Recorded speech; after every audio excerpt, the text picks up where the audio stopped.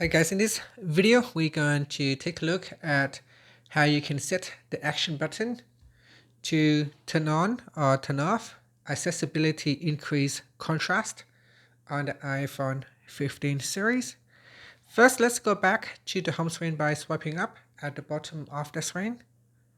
From the home screen, tap on the settings icon. Next, in here, scroll down and tap on action button. In the action button screen, swipe across until you can see it said accessibility. Then tap on the drop down list, and from here you want to go down and select increase contrast.